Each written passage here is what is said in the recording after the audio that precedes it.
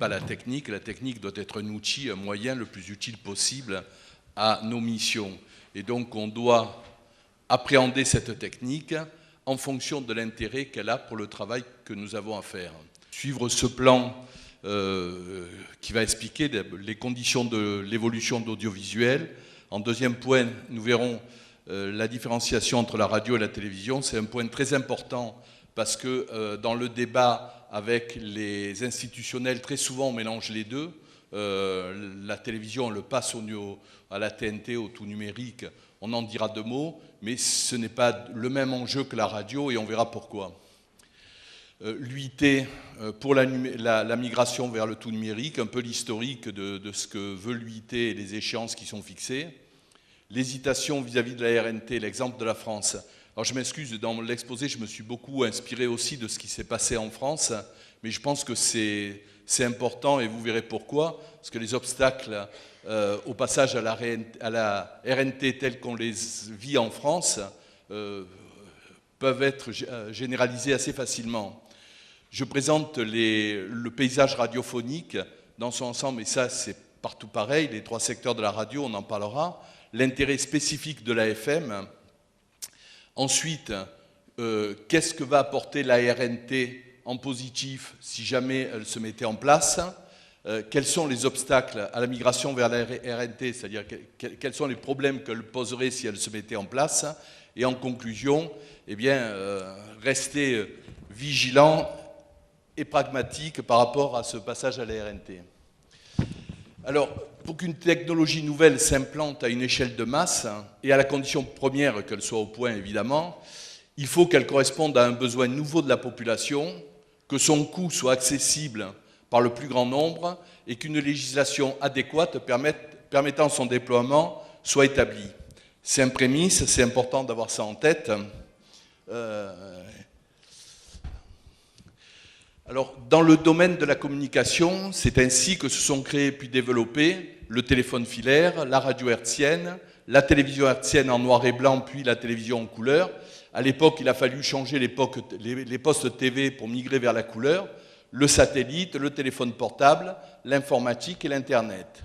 Pour ces différents moyens, on peut décrire ce que chacun a apporté de nouveau et les raisons de l'engouement populaire, de l'engouement du public qui en a assuré le succès.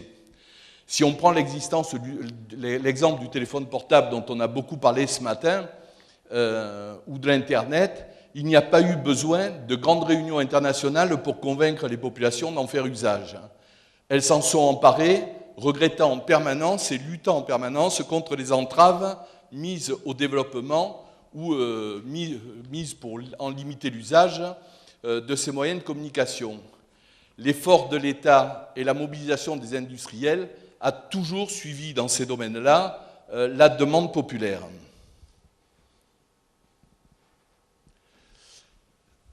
Regardons ce qui s'est passé avec l'Internet dans un pays comme la France. L'Internet a fait son apparition à la fin des années 90. Il n'a au début mobilisé que les intellectuels les plus branchés. Peu à peu, au fur et à mesure que les services se précisaient, le nombre de gens connectés, notamment dans les couches les plus huppées et les plus intellectualisées de la population, s'est considérablement accru. Dès le début des années 2000, je parle de la France, l'utilisation de l'Internet s'est élargie aux classes populaires et aujourd'hui, son usage s'est pratiquement généralisé. Pourtant, le coût d'un ordinateur est sans commune mesure avec celui que pourrait être le prix d'un poste captant la RNT. C'est donc bien le nouveau service rendu par une technique nouvelle qui peut convaincre une population d'y adhérer.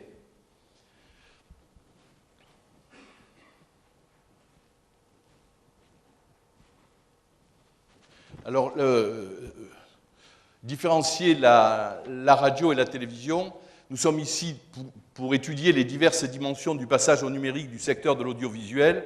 Et dans ce contexte, il faut faire la différence entre radio et télévision. Alors, deux petits points justement pour les différencier. La télévision est un média fixe qui nécessite la concentration des yeux et des oreilles.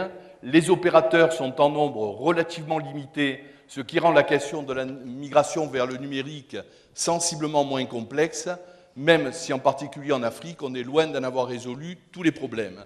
Et même en France, j'ajouterai à ce qui est écrit là, le succès de la TNT est moins évident si on regarde la pratique de la population. Aujourd'hui, je pense qu'une fraction très significative de la population regarde le numérique, la radio numérique, plutôt sur la DSL, c'est-à-dire les box offerts par les opérateurs de téléphone, que sur la TNT elle-même. Et le passage à la TNT s'est fait aussi dans le cadre du changement du modèle télévision, quand on est passé de la télévision à lampe à la télévision à écran plat. Donc il y a eu tout un phénomène qui s'est fait par plusieurs années qui a facilité le passage à la TNT. La radio est un média nomade qui ne mobilise que l'oreille et peut donc être écouté dans le contexte d'une autre activité. Elle nous suit dans notre salle de bain, elle se glisse dans notre lit, elle sonorise notre véhicule, elle nous accompagne en promenade. Comme le disaient les fondateurs de la radiodiffusion, elle a pour mission d'informer, d'éduquer et de divertir. Aujourd'hui, les opérateurs sont nombreux, divers et pluriels. À noter que les opérateurs, comme les utilisateurs de la télé, attachent une grande importance à ce phénomène, média nomade, et les oreilles, c'est-à-dire c'est un média qu'on écoute, pas qu'on regarde. Et ça fait quand même une différence, et une différence aussi dans le mode d'utilisation. Il faut bien avoir en tête ces spécificités pour comprendre la différence d'approche et de complexité entre ces deux médias. L'UIT pour la migration vers le tout numérique. Il y a eu une conférence en mai et juin 2006 qui a débouché sur un traité international appelé Accord GE06, qui a fixé au 17 juin 2015 la fin de la radiodiffusion analogique, programmant ainsi la disparition des systèmes de diffusion en vigueur depuis près de 50 ans pour l'Europe, l'Afrique et le Moyen-Orient. Mais depuis lors, les délais concernant la radio, mais aussi la télévision dans beaucoup de pays africains sont sans cesse repoussés. Cette échéance repoussée à 2020 vient à nouveau d'être reculée par l'UIT. Alors, l'hésitation vis-à-vis de la RNT, avec l'exemple de la France. En France, le CSA, le Conseil supérieur de l'audiovisuel, alors petit aparté, le Conseil supérieur de l'audiovisuel, c'est l'autorité de régulation nommée par le pouvoir pour réguler l'audiovisuel, c'est la haute autorité de la communication existant en France. Donc, notamment les deux responsables de la radio et du passage au numérique, Alain Méhard et Rachid Arabe, qui sont les deux responsables au sein du CSA de ce passage au numérique, tentent de trouver toutes les solutions permettant la mise en place de la RNT. L'ex-ministre de la Communication, Frédéric Mitterrand, enfin l'ex pas si vieux que ça, hein, ça date des dernières élections, se contente d'en parler sans mettre des moyens sérieux au service de l'avancement du projet. L'ancien Premier ministre François Fillon avait commandé une première étude à Marc Tessier, qui était un dirigeant de l'audiovisuel, avec le concours de la direction du développement des médias, qui est l'administration au service du ministère de la Communication, qui a été publié en 2009. Le rapport qui en est issu est extrêmement réservé quant à l'avenir de la RNT. Le projet d'ensemble est-il finançable? Deuxième question, le bénéfice consommateur, pour reprendre l'expression consacrée, est-il suffisant pour garantir le succès de l'opération? C'est tout ce que j'ai dit auparavant sur l'intérêt pour la population de cette nouvelle forme de diffusion. Les équipements de réception, qui soient dédiés à la radio numérique ou hybrides, seront-ils disponibles à un coût acceptable dès le lancement et au cours des premières années? Les nouveaux modes de réception et les usages des consommateurs qui en découlent ne vont-ils pas bouleverser le déroulement du projet comme son économie? C'est-à-dire, en réalité, ces quatre questions remettent complètement en cause la pertinence du passage au numérique pour la radio. Voilà donc les deux rapports sur l'étude du passage au numérique, c'est-à-dire à la RNT, à la radio, il ne faut pas mélanger numérique et RNT, à la diffusion numérique pour la radio française. Alors, petit aparté sur les trois secteurs de la radio. Il y a trois secteurs dans la radio. Les radios commerciales financées par la publicité et souvent aux mains des puissances d'argent, pas toujours, mais souvent. La radio publique appartenant à l'État et chargée des missions qui lui sont dévolues. Les radios communautaires ou associatives appartenant à la population locale, à des associations, à des ONG ou à des cultes. Depuis longtemps, le secteur commercial a abandonné la mission de proximité et le service public l'a largement relativisé. C'est vrai pour la France, mais je pense que c'est vrai un peu partout. Ce sont donc les radios associatives ou communautaires, et je pense que c'est pareil en Afrique, très souvent, ou des radios commerciales locales, mais qui ont une forte dimension associative, qui comblent cette lacune. L'UNESCO a reconnu depuis longtemps leur travail et leur légitimité, et à ce titre considère qu'elles constituent le tiers secteur de la radiophonie. Effectivement, elles sont un complément indispensable au fonctionnement démocratique du système médiatique. C'est ce secteur qui s'est battu pour la libération des ondes, que ce soit la NCRF en Afrique du Sud, l'URTEL au Mali, l'ARCO au Congo, l'ABR au Burundi ou la FNRL en France. La militance en faveur de la liberté des ondes venait des associations qui ont porté la responsabilité et les missions de ces médias. Les radios de proximité rendent des services inestimables. Dans le domaine de l'éducation, nombre d'entre elles travaillent avec des établissements scolaires du bassin d'écoute. Dans le domaine de la santé, avec l'intervention de professionnels qui connaissent les pathologies du secteur géographique concerné.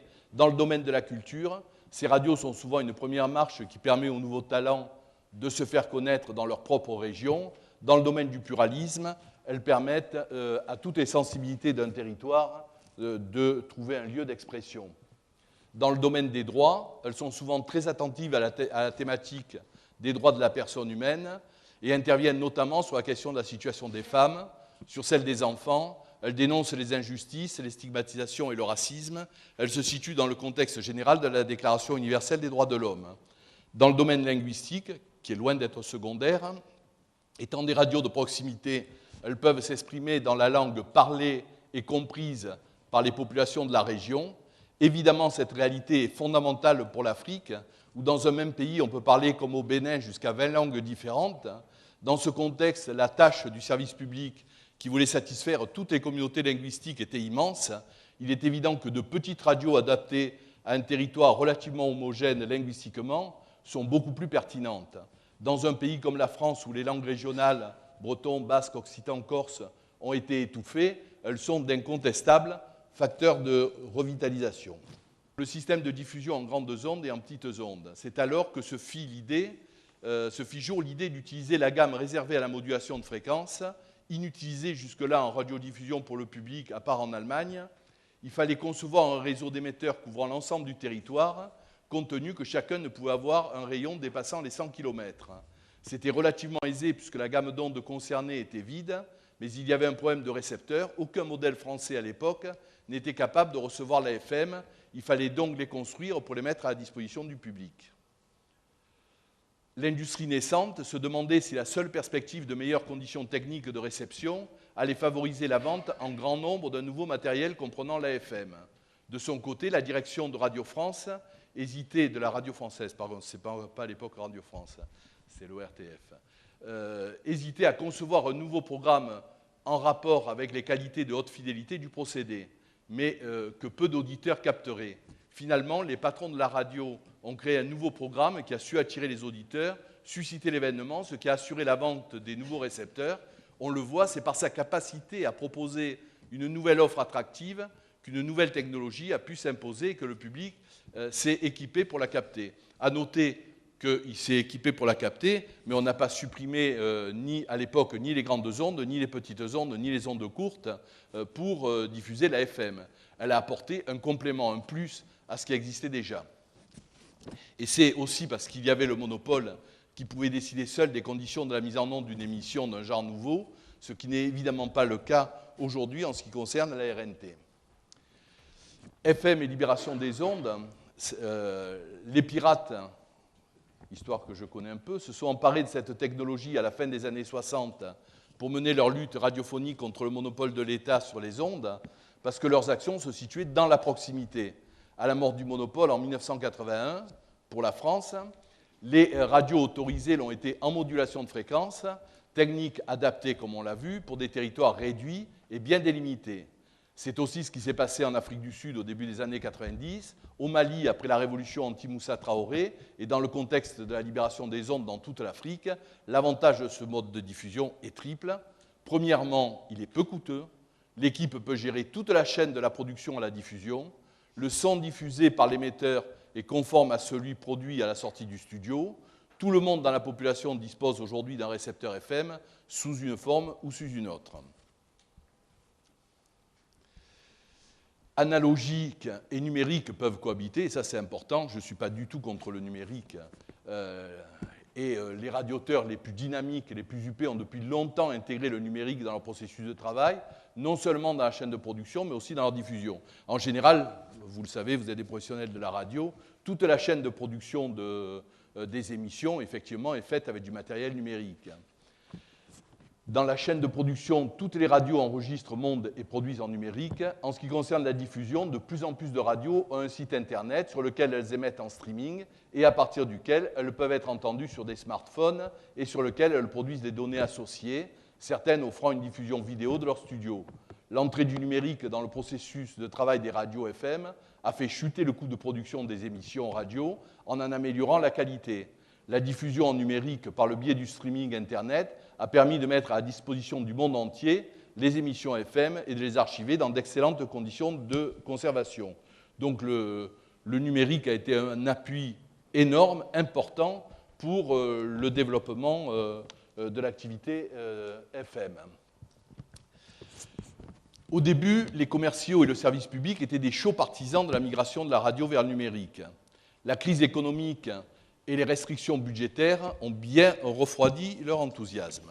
Le service public traîne des pieds et les commerciaux y sont carrément opposés, d'abord à cause du coût de la double diffusion, parce qu'ils seront obligés pendant des années d'émettre en même temps en FM et en numérique. La diffusion apportera une meilleure... Alors oui, ça c'est les avantages donc, de la diffusion en numérique. La diffusion numérique apportera une meilleure couverture des émissions dans le périmètre choisi. Ce point est le plus incontestable de la RNT. C'est sûr que la diffusion numérique couvrira mieux le territoire que ne le fait. Au moins la périphérie, la FM couvre bien le centre de ces émissions, mais c'est vrai qu'à la périphérie, arrivé à un certain point, c'est moins bien couvert. De ce point de vue, la RNT sera sans doute plus pertinente. Deuxième intérêt, toujours présenté par le CSA en France, on pourra augmenter sensiblement l'offre à la population. Mais il se trouve que l'offre, en ce qui concerne l'AFM, est déjà très diversifiée. Il y a encore, dans la plupart des territoires, de la place pour de nouveaux projets. En plus, dans une situation économiquement tendue, de nombreux opérateurs déjà en place ne voient pas d'un œil très favorable l'augmentation de la concurrence à de nouveaux venus. Troisième point présenté comme un avantage, on pourra y ajouter des données associées que l'auditeur pourra voir sur l'écran de son récepteur. Alors, dans une étude, le CSA décrit ce que pourrait être, c'est un argument qui est très souvent donné, les données associées. Dans une étude, le CSA décrit ce que pourraient être ces fameuses données à lire ou regarder, des données directement liées au programme, titre de l'émission, photos des pochettes de disques, livres, albums, etc. Des données permettant une consommation à la carte des contenus proposés, c'est-à-dire les podcasts, les services interactifs, jeux, sondages, votes, possibilités d'achat en ligne, etc. Les données associées aux messages publicitaires. On peut également envisager des données non directement liées aux programmes diffusés, comme le bulletin météo, informations routières, offres d'emploi, informations pratiques, etc.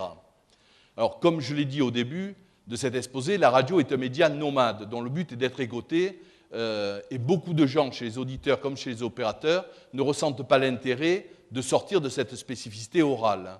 D'autant que ceux qui veulent l'écouter à partir d'un ordinateur en streaming peuvent y trouver cette fourniture de fameuses données associées. D'ailleurs, dans cette même étude, le CSA soulève la question du danger potentiel de l'utilisation des données associées pour la conduite automobile, alors qu'on sait que c'est un des moments privilégiés d'écoute de la radio, du moins en France, mais je pense qu'ailleurs c'est pareil. Alors, quels sont les obstacles à la migration vers la RNT? Pour les opérateurs, il faudra changer de système de diffusion. Les radios de proximité ne pourront plus assurer elles-mêmes leur diffusion. On sait, vous travaillez tous ici dans des radios de proximité, en général les radios ont leur propre émetteur, leur propre site et gèrent toute la chaîne de la radio, de la production de l'émission jusqu'à sa diffusion. Le coût de cette mise aux normes sera élevé.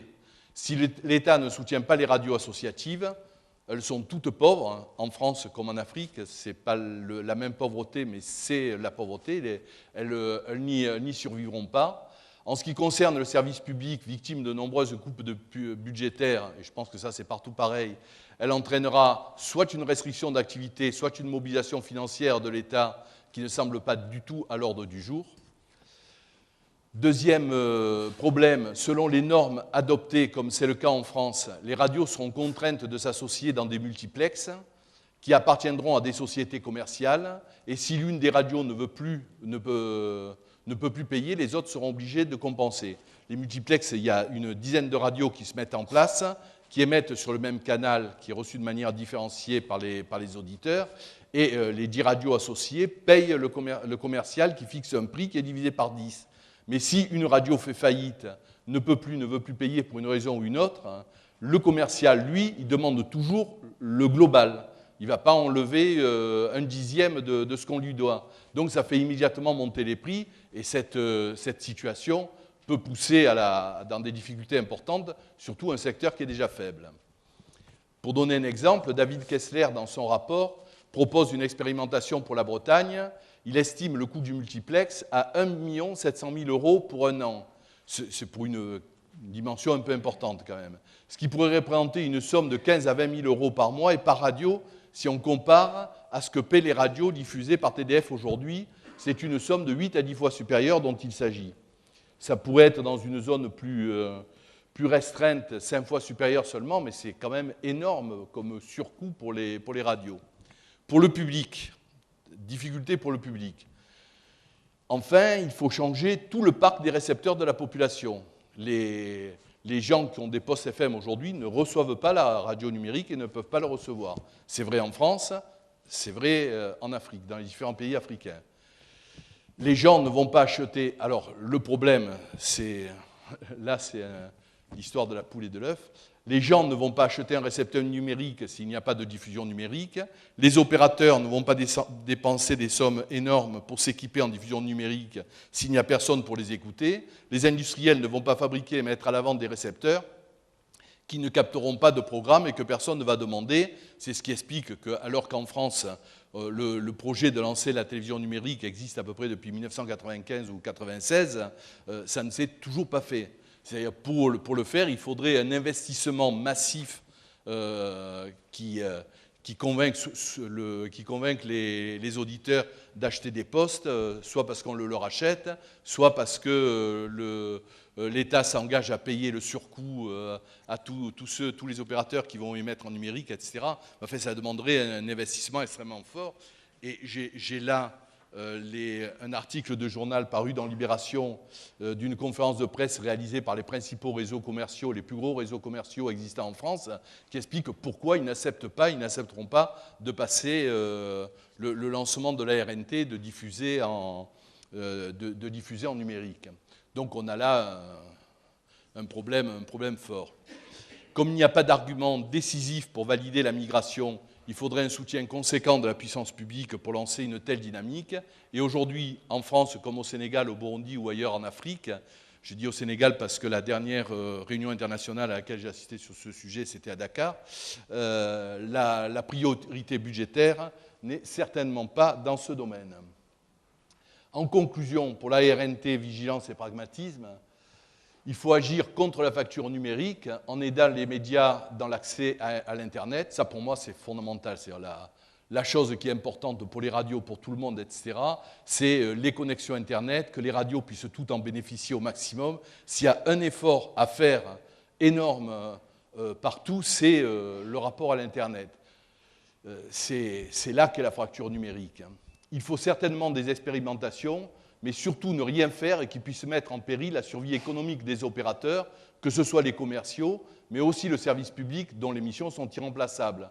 Il faut aussi porter une attention particulière, comme je l'ai dit au cours de l'exposé, au tiers secteur, dont l'importance des missions ne saurait cacher l'insoutenable fragilité.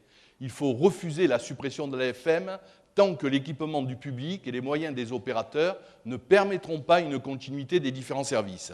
La continuité du service, c'est la question maximum. Vous voulez qu'on passe à la RNT, d'accord, mais comment on fait pour qu'il n'y ait pas rupture du service, que les auditeurs puissent continuer à nous entendre et que les radios puissent continuer leur mission. La difficile migration vers la RNT risque d'être encore pendant longtemps un important sujet de controverse et de polémique, peut-être jusqu'à ce qu'une nouvelle avancée technologique ne rende le débat obsolète. Voilà, je vous remercie de votre attention.